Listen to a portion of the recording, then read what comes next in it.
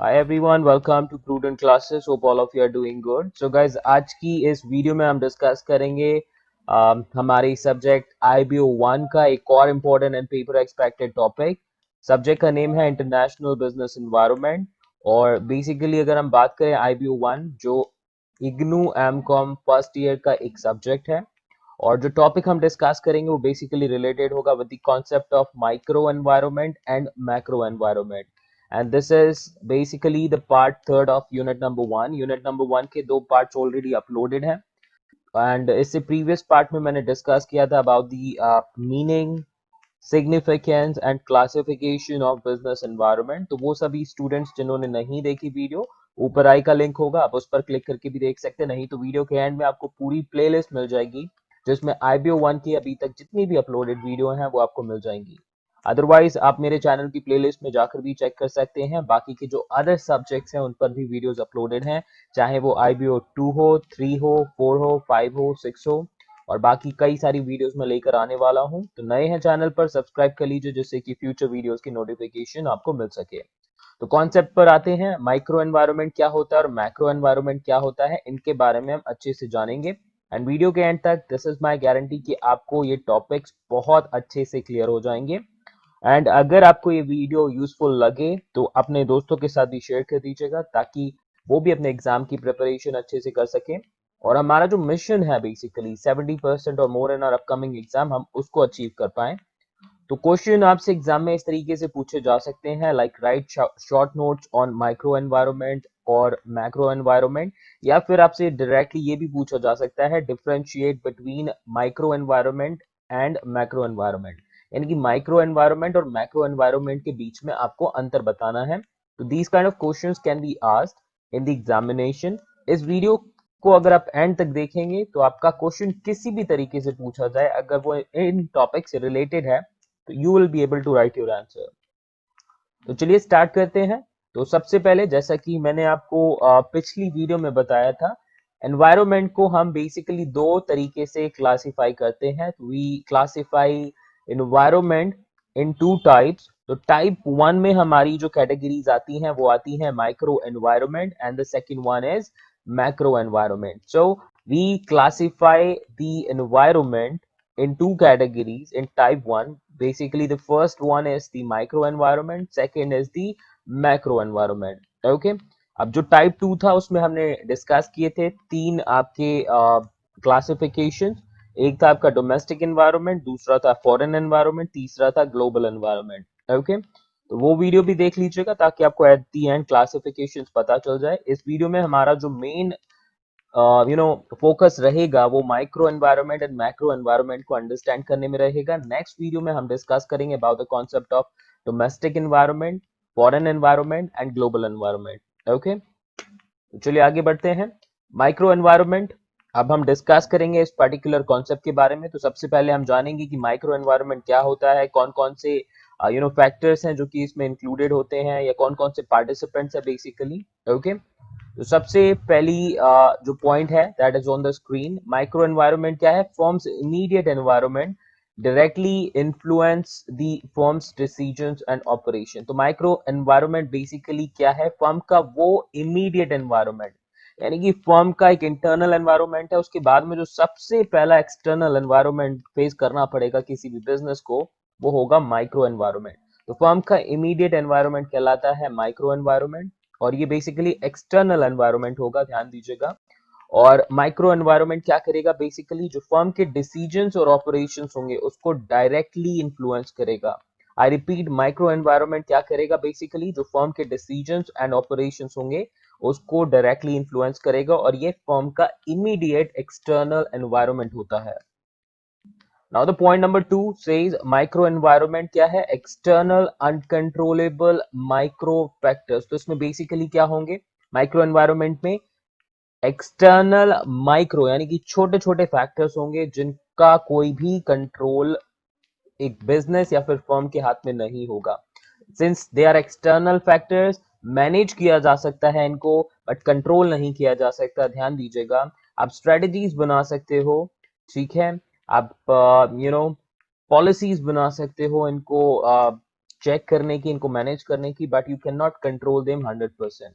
तो micro environment की अगर हम बात करें तो इसमें आते हैं आपके एक्सटर्नल अनकंट्रोलेबल माइक्रो फैक्टर्स जो कि अफेक्ट करते हैं आपकी बिजनेस की strategy, decision making and performance. So microenvironment includes external uncontrollable micro factors, and these factors affect the business strategy, decision making and performance. Now the next point says microenvironment factors do not affect all the businesses in the industry in the same manner. तो जितने भी आपके business units होते हैं किसी भी particular industry में, micro environmental factors उन सबको सेम तरीके से या सेम मैनर में अफेक्ट नहीं करते। ध्यान दीजिएगा, हर एक बिजनेस पर हर एक माइक्रो एनवायरमेंटल फैक्टर का अलग इन्फ्लुएंस होता है, अलग इम्पैक्ट पड़ता है। किसी बिजनेस के लिए एक फैक्टर थ्रेट क्रिएट कर सकता है और किसी दूसरे बिजनेस के लिए वही सेम फैक्टर अपॉर्चुनिटी क्रिएट कर सकता है। Just take an example of corona में कई सारे बिजनेसेस थे जो कि आपके क्लोज हो गए एंड कई सारे ऐसे बिजनेसेस भी थे जो कि ग्रो हो गए। तो ये क्या है, ऐसे फैक्टर्स जहां पर आपके अलग अलग बिजनेसेस पर अलग अलग तरीके से इंपैक्ट पड़ेगा। तो माइक्रो एनवायरमेंटल फैक्टर्स से आपका यही होगा, सेम तरीके से हर एक बिजनेस पर नहीं पड़ेगा। लेकिन मैक्रो एनवायरमेंट फैक्टर की अगर हम बात करें तो उसमें आपका जो इम्पैक्ट होगा वो ऑलमोस्ट सेम तरीके से पड़ेगा हर एक बिजनेस पर। अब ऐसा क्यों होता है माइक्रो एनवायरमेंट फैक्टर्स में? जो बिजनेसेस हैं, अलग अलग बिजनेसेस पर इंडस्ट्री के अलग अलग तरीके से इम्पैक्ट पड़ता है। तो यहाँ पर ये ऐसा इसलिए होता है क्योंकि every business is different in size, capacity, financial resources, human resources and overall strategy. तो हर एक बिजनेस का अपना काम करने का अलग तरीका है, उसका साइज हो सकता है, एक बिजनेस आपका स्मॉल स्केल हो सकता है, एक बिजनेस आपका मीडियम स्केल हो सकता है, एक बिजनेस आपका लार्ज स्केल हो सकता है। तो it depends upon the size of business that you are operating right now, on capacity कितनी है आपके बिजनेस की, फाइनेंशियल रिसोर्सेस कितनी है। मैं बात करूं पेप्सी, कोका कोला जैसी कंपनी की, इनके पास इतनी रिसोर्सेस हैं, इतना फाइनेंस अवेलेबल है कि इनको टेंशन ही नहीं है। ह्यूमन रिसोर्सेस कितनी है? Again human resources will play a very crucial role in the survival and the growth of the organization. और स्ट्रेटजीज किस तरीके से फ्रेम की जा रही हैं। कभी कभी बहुत छोटी से छोटी ऑर्गेनाइजेशन से बिजनेस भी क्या कर लेते हैं, इतनी अच्छी तरीके से स्ट्रेटजी बनाते हैं और इम्प्लीमेंट करते हैं कि बड़ी बड़ी कंपनीज उनके सामने फेल हो जाती हैं। तो ये ध्यान दीजिएगा, स्ट्रेटजीज बहुत ज्यादा इंपॉर्टेंस रखती हैं। तो आई एम श्योर कि ये तीनों पॉइंट्स अभी तक जो हमने डिस्कस करे आपको समझ में आ चुके होंगे। कोशिश कीजिएगा कि वीडियो के साथ आपको याद हो जाए, ये पॉइंट्स समझ में आ जाए। अगर आप नोटबुक या नोटपैड मेंटेन कर रहे हैं तो कर सकते हैं, पॉइंट्स नोट डाउन कर लीजिएगा। अदरवाइज वीडियोस ऑलवेज अवेलेबल है आपके लिए, आप जब चाहें चैनल पर आकर चेक कर सकते हैं वीडियो को। नाउ चलिए अब जानेंगे माइक्रो एनवायरनमेंट फैक्टर्स में क्या क्या इंक्लूडेड होता है। तो माइक्रो एनवायरनमेंट फैक्टर्स में बहुत सारे फैक्टर्स इंक्लूडेड होते हैं, one by one will discuss about them. तो सबसे पहले आते हैं माइक्रो एनवायरनमेंटल फैक्टर्स में सप्लायर्स, उसके बाद आते हैं मार्केट इंटरमीडियरीज एंड मिडलमैन, फिर आते हैं हमारे ट्रांसपोर्टर्स, फिर है हमारे warehouses, competitors, customers, general public, advertising and marketing research agencies, business consulting firms और financial institutions। तो ये सभी आपके फैक्टर्स हैं जो कि माइक्रो एनवायरनमेंट में इंक्लूड होते हैं। इनको आप फैक्टर्स बोल लीजिए, एक्टर्स बोल लीजिए या फोर्सेस बोल लीजिए, जो कि माइक्रो एनवायरनमेंट में इंक्लूडेड होती हैं। तो एक बार फिर से हम डिस्कस कर लेते हैं सभी के name. Suppliers, market intermediaries, middlemen, transporters, warehouses, competitors, customers, general public, advertising and marketing research agencies, business consulting firms and financial institutions। तो ये सभी included किस में होते हैं? माइक्रो एनवायरमेंटल फैक्टर्स में। ओके, स्क्रीनशॉट लेना चाहे स्क्रीनशॉट ले लीजिए, नहीं तो नोट डाउन कर लीजिए details. And after this will be proceeding to the next slide, जो कि लास्ट स्लाइड होगी माइक्रो एनवायरमेंटल फैक्टर्स के लिए। सो माइक्रो एनवायरमेंट हम डिस्कस कर रहे हैं, बात करेंगे हम सप्लायर्स की और मार्केट इंटरमीडियरीज की। ओके, सप्लायर्स जो बेसिकली गुड्स को या फिर रॉ मटेरियल्स को सप्लाई करते हैं, मार्केट इंटरमीडियरीज जो कि आपका बहुत अलग अलग डिफरेंट टास्क हमारे असिस्ट करती हैं। तो ये बेसिकली इनका पर्पस क्या होता है माइक्रो एनवायरनमेंट में, प्रोवाइड करना इनपुट्स और असिस्ट करना in the production and marketing of the product. So the suppliers and marketing intermediaries, they provide inputs to the business and also they assist in the production and marketing of the product. तो मान लीजिए इनमें से कोई भी factor अगर impact create करेगा तो that will definitely affect the entire business. आप डिपेंड करेगा कि किस बिजनेस के लिए. हर एक बिजनेस के लिए उनके सप्लायर्स, मार्केट इंटरमीडिएरीज अलग हो सकते हैं और अलग सप्लायर, अलग मार्केट इंटरमीडिएरीज के साथ में अलग अलग सिचुएशंस होंगे एंड उसके अकॉर्डिंग जो बिजनेस होगा वो भी अलग तरीके से इम्पैक्ट होगा. That is what we need to understand here. Now next we have business consulting firms and financial institutions. तो business consulting firms and financial institutions भी काफी important role play करती हैं किसी भी business के लिए. And ऐसा इसलिए होता है because they provide the necessary consultations and finance for the firm's business. तो firm का जो business होगा उसके लिए आपका finance देने का काम, उसको necessary जो consultations है वो provide करने का काम आपका इन्हीं का होता है. बिजनेस कंसल्टिंग फर्म्स बेसिकली आपके बिजनेस से रिलेटेड कंसल्टेशंस देती हैं, फाइनेंशियल इंस्टीट्यूशंस आपको फाइनेंस प्रोवाइड करते हैं. अब बात करेंगे कॉम्पिटिटर्स एंड जनरल पब्लिक की, तो ये भी बहुत इंपॉर्टेंस रखते हैं माइक्रो एनवायरमेंटल फैक्टर्स में. कॉम्पिटिटर्स एंड जनरल पब्लिक किस तरीके से, because they impact the way of conducting firms business. तो आप जिस तरीके से अपने बिजनेस को कंडक्ट करते हैं उसको करने का तरीका ये लोग डिसाइड करते हैं, ये लोग चेंज कर देते हैं. मान लीजिए अगर आपके पास कोई कंपटीशन ही नहीं है तो आप जैसा कर रहे हैं बिजनेस चलेगा, पब्लिक को वही खरीदना पड़ेगा. लेकिन if competition is intense, what will happen? Then you have to make sure that you are bringing something new which can attract the public. और जनरल पब्लिक की अगर हम बात करें तो पब्लिक बेसिकली क्या है, they decide, they buy, they didn't buy your product but they provide you a social status. कभी ना कभी they are also prospective customers, but ठीक है, their acceptance towards your business, towards your product is important because जो business होगा that would be a part of society और society में आपकी public आती है और public ही अगर satisfied नहीं है आपके business से तो what will happen? They'll make sure that they are closing your business basically. Okay, तो सबसे ज्यादा जरूरी फैक्टर्स है आपके पब्लिक, कॉम्पिटिटर्स, और ये सभी ही इंपॉर्टेंट फैक्टर्स हैं. तो आई एम श्योर कि माइक्रो एनवायरमेंटल जो फैक्टर्स हैं आपको समझ में आ चुके होंगे. नाउ बढ़ते हैं अपने नेक्स्ट कॉन्सेप्ट पर जो कि मैक्रो एनवायरनमेंट से रिलेटेड है. तो फर्स्ट पॉइंट आपकी स्क्रीन पर आ चुका है, लेट्स डिस्कस अबाउट इट. तो मैक्रो एनवायरनमेंट की अगर हम बात करें तो ये ब्रॉडर एनवायरनमेंट होता है जो कि कंसिस्ट करता है larger societal and physical factors and forces. तो जो फैक्टर्स एंड फोर्सेस होते हैं सोसाइटी के या फिजिकल फैक्टर्स जो होते हैं वो काफी बड़े लेवल पर होते हैं मैक्रो एनवायरनमेंट में. एंड जो मैक्रो एनवायरनमेंट के फैक्टर्स एंड फोर्सेस होते हैं वो अफेक्ट करते हैं फर्म को. साथ ही साथ जितने भी फैक्टर्स होते हैं माइक्रो एनवायरनमेंट के उनको भी इम्पैक्ट करते हैं. तो सिर्फ फर्म्स को ही इम्पैक्ट नहीं करते macro environmental factors, they impact the micro environmental factors as well. तो जितने भी माइक्रो एनवायरनमेंट के पार्टिसिपेंट्स हैं, एक्टर्स हैं, they are also being impacted by the macro environmental factors. तो macro environment क्या है? This is a broader environment consisting of larger societal and physical forces and factors which affect the firm as well as the other factors of the firm's micro environment. Now the next point says macro environment influences firms' activities in general. Firms must monitor changes continuously, find out smart strategies to deal with them. तो macro environment एक बहुत ही critical environmental factor है किसी भी business के लिए, because ये जो फर्म की जनरल एक्टिविटीज है उसको इन्फ्लुएंस करता है.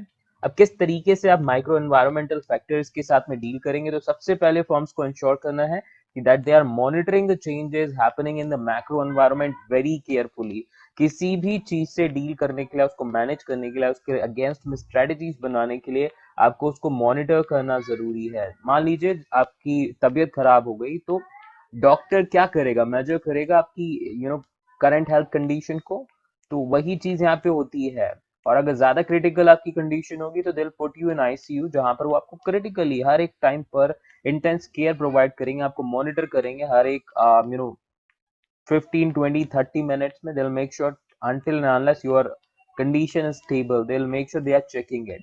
तो फर्म जो है उसको सबसे पहले क्या करना है, मैक्रो एनवायरनमेंट को अच्छे से कॉन्टिन्यूस तरीके से मॉनिटर करना है, एनालाइज करना है क्या क्या चेंजेस आ रहे हैं, and then they can find out the smart strategies जिसके थ्रू वो मैक्रो एनवायरमेंटल इश्यूज को डील कर सकते हैं।